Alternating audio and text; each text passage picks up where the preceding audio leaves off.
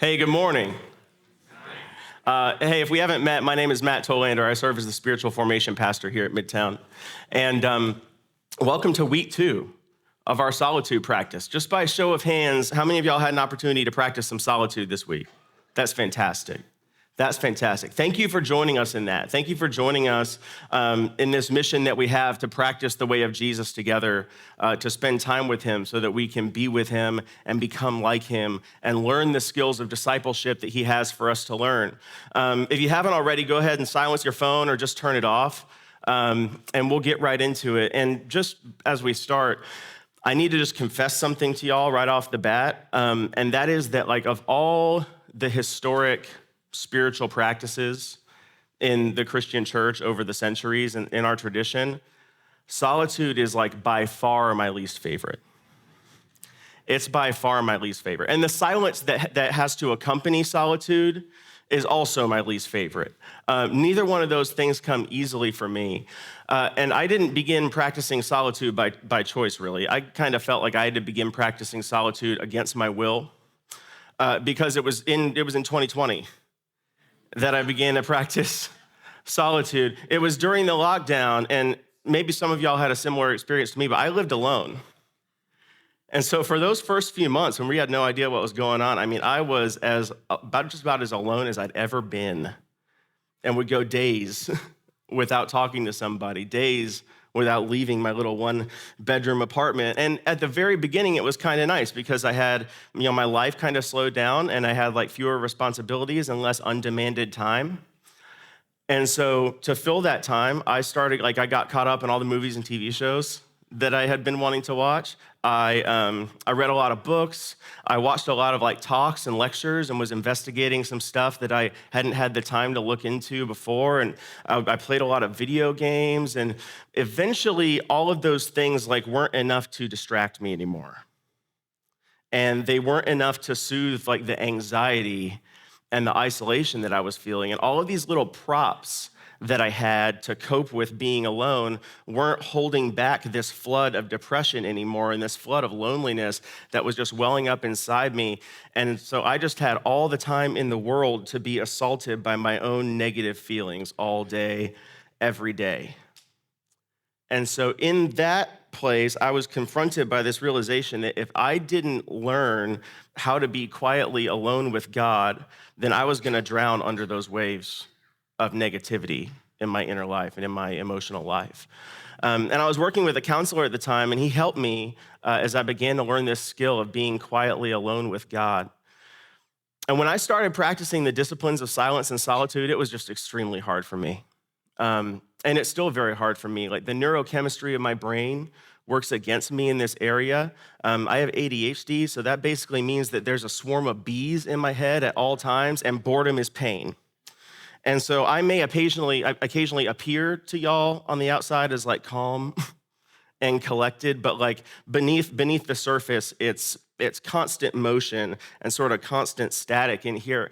And so being like in the presence of God is difficult for me. My solitude practice feels like a fight against my own body before it even starts. And then once I'm in the moment, trying to sit and be silent and attentive to God, that's usually not a restful experience for me. Usually for me, that's actually an experience of hard work. I feel like so much of my mental energy just goes to being mindfully present in the moment. And it only takes about 20 minutes of practicing attentive stillness and silence for me to start to feel really noticeably drained.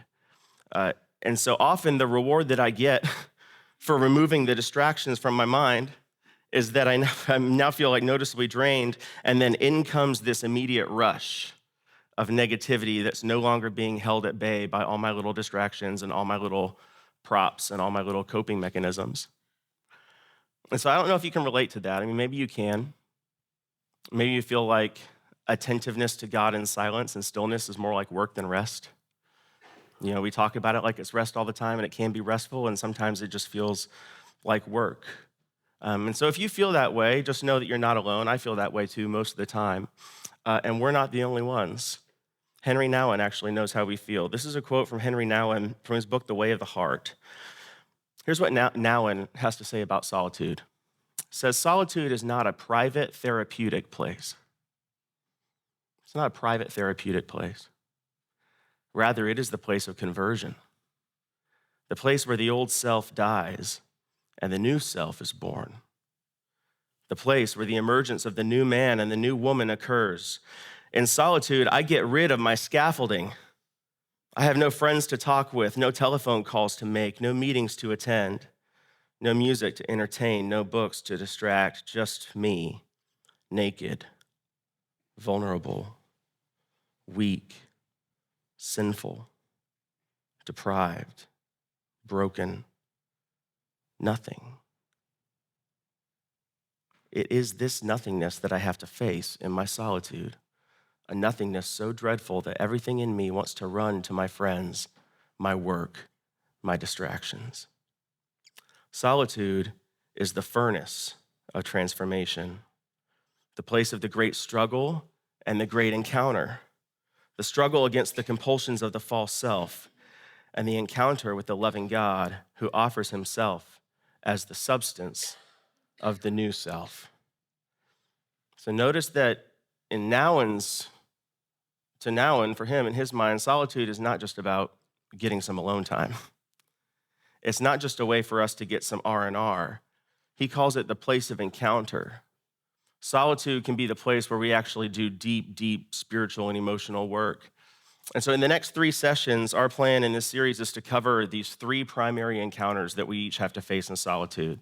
The first is the encounter with ourself, and then an encounter with our enemy, and an encounter with God. So this morning, we're talking about the encounter with ourself. Nouwen said that solitude is the place where we fight against the compulsions of the false self. So let's talk about that.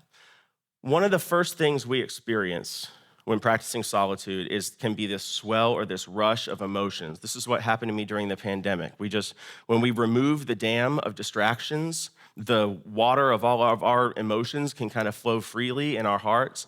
And this is just especially true when it comes to negative emotions. And so here are just some of the negative emotions that tend to come up for me and I think are probably pretty common.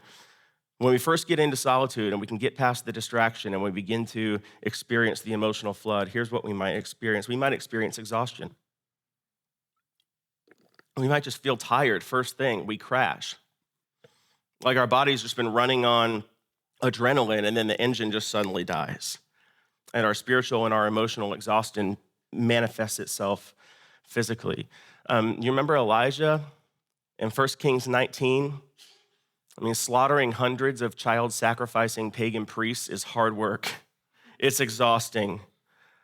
And when he retreats into the wilderness, he's completely drained, he's completely depressed, and all he can do for the first 3 days is just eat and sleep and drink. Sometimes all you can do is rest.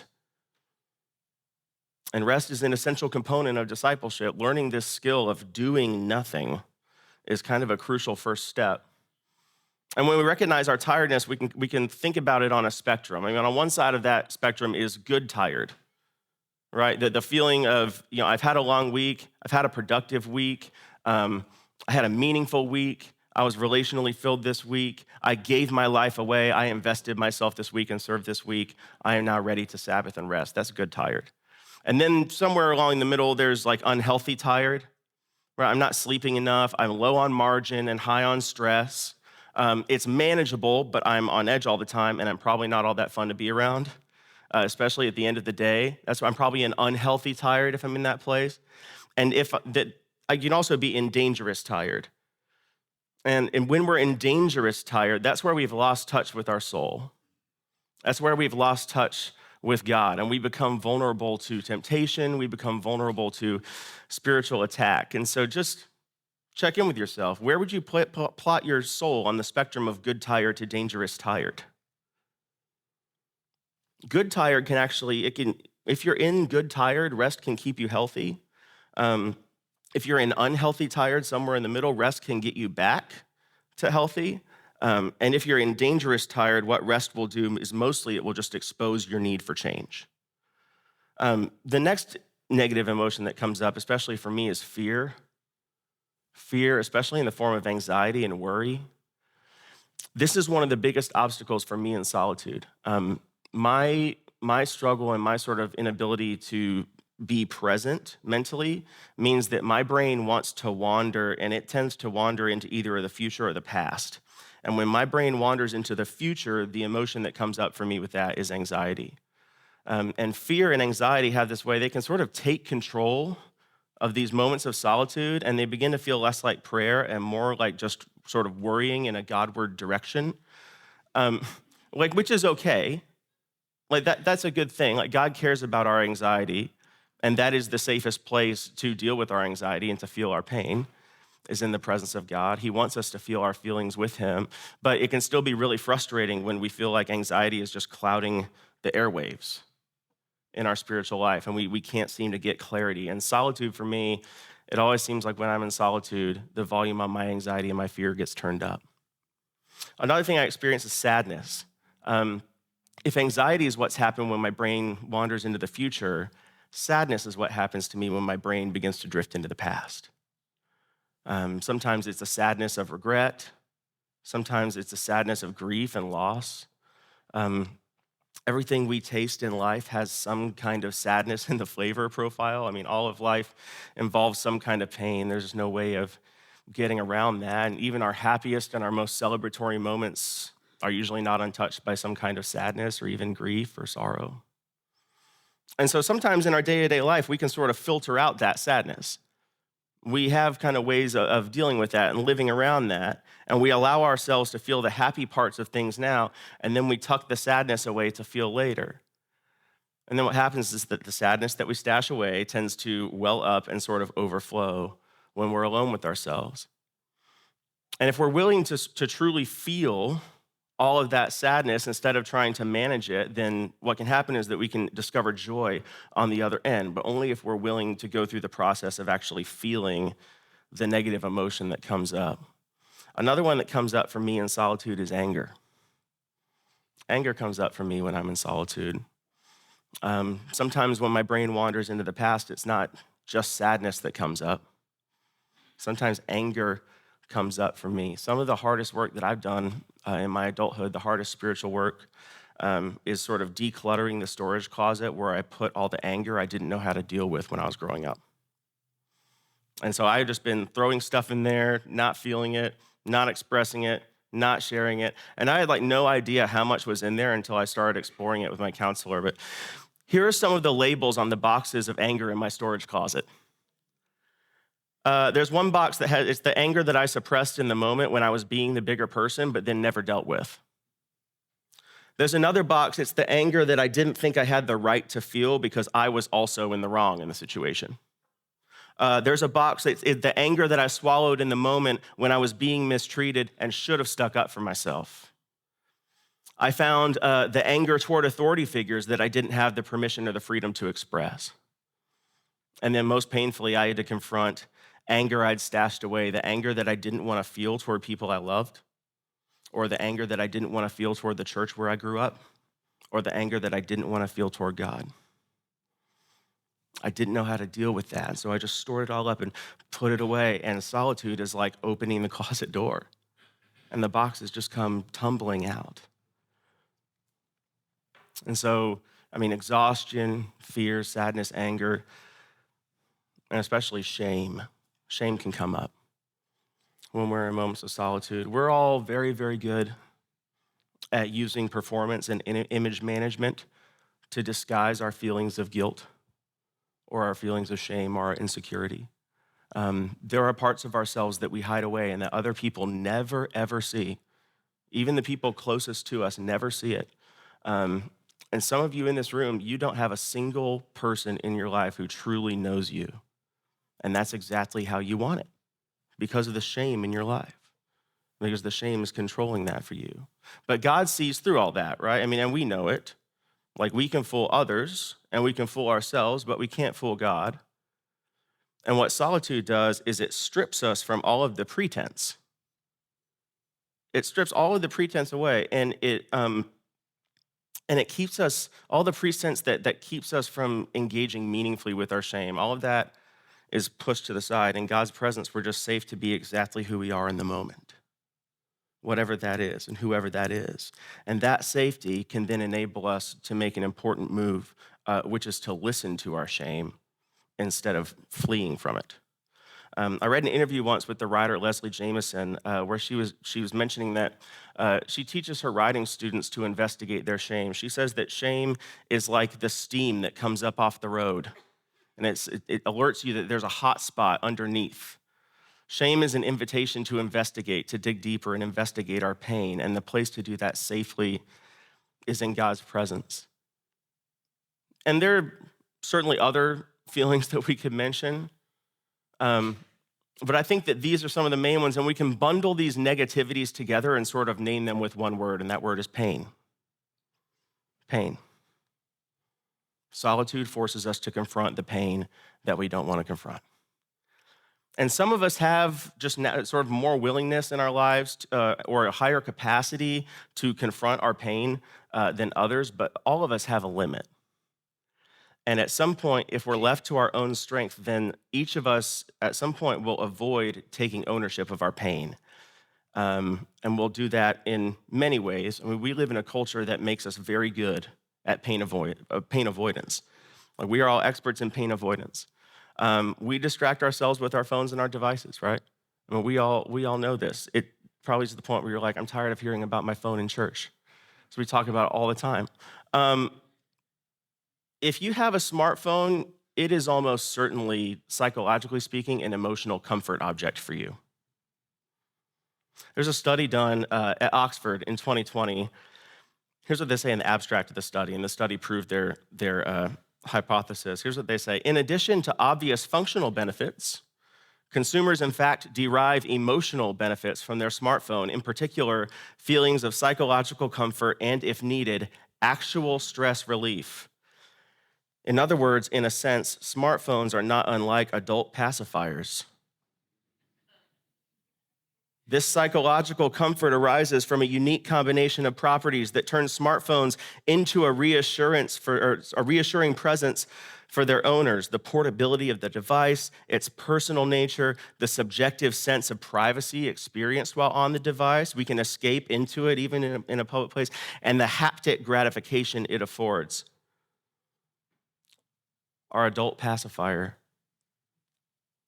Hope every time you look at this now, you think, oh, do I need my passy? Does a little baby need his passy? I mean, that's what happens in my mind ever since I saw this study. I don't know. I hope I'm not alone up here. I hope y'all feel how I feel, but our phones, I mean, it's so easy to go to phones, to noise, to content, just to turn something on, the TV. We medicate with all sorts of other things, substances and sex and overeating and obsessing over our fitness and binge consuming content and travel and entertainment and all sorts of things. And especially we work. And we invest our energy and our confidence in careerism and in activity and in busyness. And it's especially tempting for us religious people to channel that energy into like religious work and religious activity. And we end up in the place where we're, to borrow the phrase from Pete Scazzero, where we're using God to run from God. Or the psychologist John Wellwood uses this term, spiritual bypassing. Spiritual bypassing. He defines spiritual bypassing as the tendency to use spiritual ideas and practices to sidestep or avoid facing unresolved emotional issues, psychological wounds, and unfinished developmental tasks. How many times have you retreated into religion to avoid dealing with the real problem underneath? How many times have you seen someone do that? The problem for us is that we have all of these different options available to us to avoid our pain, but it's impossible to grow spiritually if we won't take ownership of the pain that we suffered or the pain that we've caused, period. It'll make spiritual growth impossible. Because when we habitually avoid taking ownership of our pain, we train ourselves to do something called splitting. And splitting is when we distance our conscious self from our negative feelings and our negative experiences to such an extent that a fissure opens up between our conscious self and our unconscious self. And unfortunately, we start doing this as teeny tiny little children. So we're all split to some degree. And the problem is that we can't split from the negativity in our life without also splitting from the truth. We can't split from the pain in our life without splitting from reality. We can't disown our pain without disowning ourselves in the process. And so this causes a split in our identity, such that we have a true self whom we have abandoned by splitting from our pain and our faults and our negativity, and we begin to associate with our false self, who is an imaginary person who is free of all those things. And we abandon our true self and then leave it vulnerable to temptation and to attack. How many times have you heard a disgraced person on the news say something along those lines, like or along these lines? Like, when have you ever heard a disgraced person on the news split from the truth and say something like, "That wasn't me"? I mean, I did those things, but that wasn't me. That's not but it is. But why are they confused? Because they've been associated with the false self for so long that to them, no, the true self isn't them anymore. They're completely wrapped up in the false self. Avoiding our pain, whether it's the pain that we suffer or the pain that we cause people, it leads us to live into these false selves, and then that makes spiritual growth impossible, because false selves do not exist, and things that don't exist can't grow. False selves do not exist. They only exist in our minds and in the minds of all the people we present them to. God knows nothing about it because it's not real. And the only thing, our false self can't grow spiritually. The only thing that grows is just our illusion that the false self is real and who we really are. And so solitude is the place where we learn to reject that illusion of the false self, and where we can take ownership of our pain and press deeper into the truth, however unpleasant it may be. Because if we don't, then our pain is going to poison us from the inside, and then it's going to seep out into all of our relationships like toxic sludge. So from this point forward, we're going to talk about taking ownership of the pain that we suffer. We still have to take ownership of our guilt, but we're going to talk mostly about pain that we're suffering from outside. If you want to learn more about owning your guilt, study Psalm 51. I did a sermon on Psalm 51 a couple years ago where I go through how to own your guilt based on that psalm, so you could find that in our podcast. It's called Gutsy Guilt. But let's get to our text. We're going to look at this moment from the life of Jesus in which he models for us what it looks like to take full ownership of pain. And from that, we're going to see a pattern that we can then follow as we work to own our own pain. So we're going to go to Matthew 26. And in Matthew 26, this is a moment in the life of Jesus that you're probably familiar with. It's hours before his betrayal and his arrest, his crucifixion. Jesus knows that it's coming. And so his mind is drifting into the future, and he's experiencing the anxiety and the fear that comes with that. So Matthew 26, starting in verse 36, Matthew writes, "Then Jesus went with his disciples to a place called Gethsemane, and he said to them, 'Sit here while I go over there and pray.'" Now, Luke's account of this same moment adds this detail that he mentions that this was typical of Jesus. He says Jesus went out as was his custom, or as was his way. So evidently Jesus had regular spots, places where he would go to be alone with God, and he made a habit of seeking out solitude. And Gethsemane happens to be a garden or an orchard outside the city where Jesus would go to pray. Verse 37 tells us he took Peter and the two sons of Zebedee along with him, and he began to be sorrowful and troubled. Here's something that's interesting about this. Even though Jesus is going to Gethsemane to be alone and to experience solitude, he brings people along and stays close to them and enlists their support, right? Solitude is not just a retreat into isolation. He keeps his trusted community very close at hand, and his most trusted friends are the closest. We see that they kind of let him down in this moment, but that's what he does. He invites his friends into his support, or into supporting him, while he seeks to do this inner work in solitude. And we see the pain begin to manifest for him. It says he began to feel sorrowful and troubled. And in verse 38, then he said to them, "My soul is overwhelmed with sorrow to the point of death. Stay here and keep watch with me." So we've now seen three different words or phrases that are descriptive of Jesus' emotions in this moment. We see sorrowful, we see troubled, we see overwhelmed with sorrow to the point of death. And they are three different words in the original Greek. So Jesus is experiencing a wide range of negative emotions. Like he's experiencing full spectrum emotional pain. Have you ever felt overwhelmed with sorrow to the point of death? Have you ever felt like so overwhelmed by pain and negativity in your life that you earnestly desired your own death? Jesus knows what that's like. And what does he do with pain of that magnitude? Look at verse 39. It says, going a little farther, he fell with his face to the ground and prayed, my Father, if it's possible, may this cup be taken from me. Yet not as I will, but as you will. The cup is a metaphor for the pain that he's about to experience as he's tortured to death through crucifixion. So Jesus doesn't deny the pain. He doesn't deny it, he owns it. He says, my soul is troubled, overwhelmed with sorrow to the point of death. He owns it. He doesn't distract himself. He doesn't take measures to avoid it. He just confronts it head on, and he meets God in his pain. So it's the pattern. We're going to look at the pattern. What we're going to see is that Jesus gives God his feelings, his desires, and his trust, right? Jesus gives God his feelings. My soul is overwhelmed at the point of death. He just says it like it is. No filter, just speaking the plain truth about what's going on and how he's feeling. And Jesus actually, he says this to Peter, James, and John. And he's admitting this to himself, to God, and to other people all at once. He pulls back the curtain for his friends and he trusts them with how he's feeling. And he does that before he initiates the work of solitude. And he gets their support. And he brings God his feelings and he brings God his desires. Right? He says, if it's possible, let this cup pass from me. I don't want this. I do not want to go. What I want is a way out.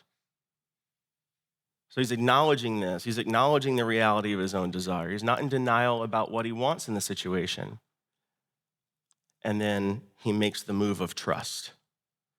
And this is, of course, the crucial step. He makes the move of trust. He says, not as I will, but as you will. And so, as alarming and as difficult and as overwhelming as his pain is, and as strong as that desire for escape is, he submits his feelings and he submits his desires and his will to God. And this is what we have to learn to do with our pain in the encounter with ourselves.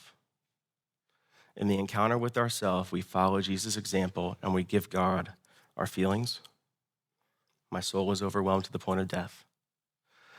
We go into solitude, remove all distraction, and let yourself feel just whatever comes up. And be patient with yourself and just notice the feelings, name the feelings. Don't judge them. Don't filter them. Just bring the full truth before God. Read the Psalms to learn how to do this really well. Read Job, read Jeremiah, read the Kings and the story of Elijah. Read about the prophets. Read about people who know how to do this well in Scripture. Just bring the honest feelings to God. And then we bring our desires to God. So if it's possible, may blank. If it's possible, God, I need this to happen. If it's possible, can you deliver me from this? If it's possible, can you make this happen for me? We have to acknowledge what we want in this situation because our desires drive our feelings. And so it's like, God, I want to escape. I want a way out. I don't want to have to go through this, and I don't want to have to feel this. And again, it's the same thing as with the feelings. It's no filters. It's no judging myself for what I want or for my desires. It's just recognizing them, owning them, as coming from myself and expressing the truth of them to God as they are, and then making the move of trust. Making the move of trust and praying, God, if there's a way out, I will take it, but only if it comes from you. Only if it comes from you. I will not take matters into my own hands. I will not try and control outcomes. I will not try to manufacture or engineer the realization of my own preferences. I will not try to manufacture cheap deliverance for myself. I will own the fullness of my pain and confess the desires of my heart that arise from that pain. And then I'll wait on the Lord until God shows me the purpose for that pain. That's how we survive the encounter with ourselves, bring our pain to God, and grow and become more mature on the other side. Don't flee the encounter with yourself. Don't avoid it. Don't avoid solitude because it leads to this encounter. The encounter with ourselves can be alarming, can be really difficult, but it's also a powerful opportunity that can't be wasted. It shouldn't be wasted. And if we follow Jesus' pattern, if we give God our feelings, our desires, and our trust, then we won't waste it. We won't waste it. Here's why these encounters with ourselves are so crucial for spiritual formation. Many different teachers have used the picture of an iceberg to talk about us and our inner lives. I've got a slide up here of an iceberg. This comes from Dr. Larry Crabb. He's a Christian psychologist, and he uses this illustration of the iceberg to represent our spiritual and our emotional lives. And so we understand how icebergs work. Most of our spiritual life is beneath the surface. I mean, the most of the mass of our spirituality is going on inside us and is not visible to other people and is often sort of inscrutable to ourselves. And the issue is that if we're not willing to engage with ourselves and push into the mystery beneath the surface, then our spirituality and our formation are just going to be superficial, and we probably won't experience much healing or much growth. And so here's what this looks like. Most of us live our day-to-day life associated up here in the managed life, concerned mostly with what's above the surface. The operating question of the managed life is, how do I look good or how do I feel good? I mean, all of us want to be good. No one wants to be a bad person. All of us want to be good people, but when we can't, we will absolutely settle for looking good and at least feeling like we're good people. So that's the controlling question of the managed life. Above the surface, the focus is all about living by a set of principles to be successful, and the driving question is, how do I look and feel good? But then something happens, right? Pain enters the equation. Negativity enters the chat, and we're rejected, or we're betrayed, or we're let down, or we're disillusioned in some way, and we get wounded. And then that pain pulls us against our will beneath the surface into this area that Crabb calls the wounded life. The wounded life. And so in the wounded life, the driving question is, how do I get back to looking and feeling good? How do I resolve this problem as quickly as possible so that I can return to the managed life? And that anxiety that arises over how to get back to the managed life is what motivates splitting. Remember, we talked about splitting earlier, splitting from our pain.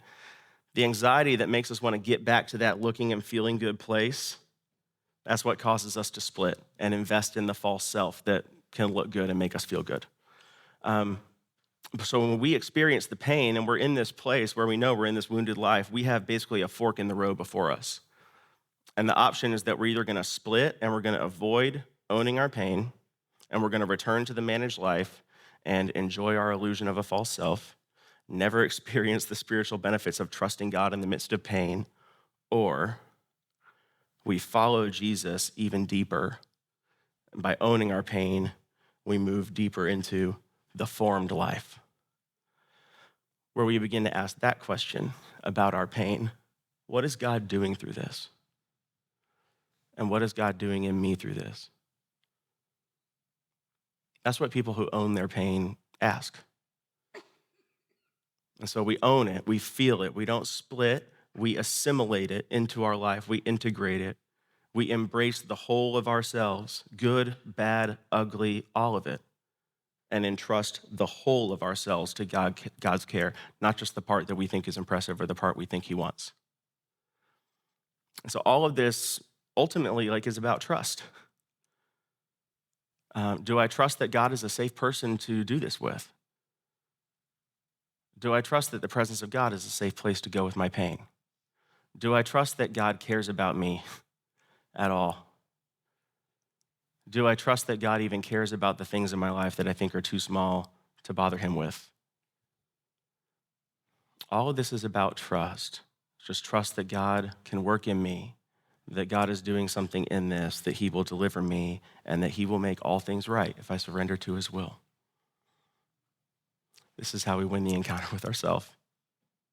Own the pain, bring our feelings, our desires to God, and give him our trust.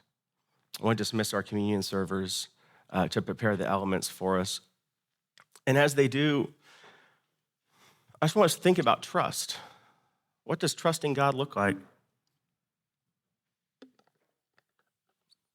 Because this is the kind of trust that Jesus had in God. In our text this morning, what we're seeing with Jesus is that he's fully owning his pain. He's not splitting from it at all. He's entrusting himself to God. And make no mistake, like Jesus in this moment in Gethsemane, he does not want to die by crucifixion. He does not want it. He doesn't desire it at all. But his confidence in God and his trust in God enables him to take full ownership of his pain, and not just his emotional and his circumstantial pain, but the actual physical pain, the literal physical pain of the cross. And so in this moment, God basically leaves Jesus free to choose, just like he leaves us free to choose. Will you split? Will you avoid? Will you distract and escape? Or will you endure and trust me and obey and wait for my reward and what I can do for you on the other side? And given that freedom, what does Jesus willingly choose? When he's not constrained by God, when he has all the freedom in the world to do exactly what he wants, what does Jesus choose to do? He says in another place, "No one takes my life from me, but I lay it down of my own accord."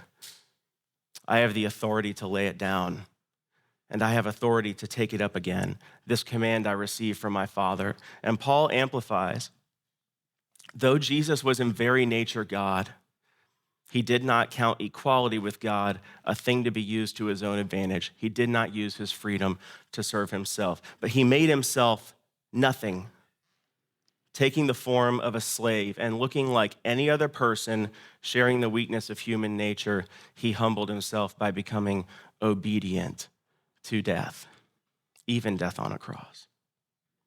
And because he did that, because he willingly did that from his own freedom, you and I can confidently own our pain and suffering. We can own our sin even and our guilt with the courage of forgiven people. And so let's just take a moment to do that now. Let's go before the Lord in silence and let's practice this. Take a couple moments and name the things that come to your mind. Name the pain, the negativity, the sin. Name it before God. Bring God your feelings and your desires.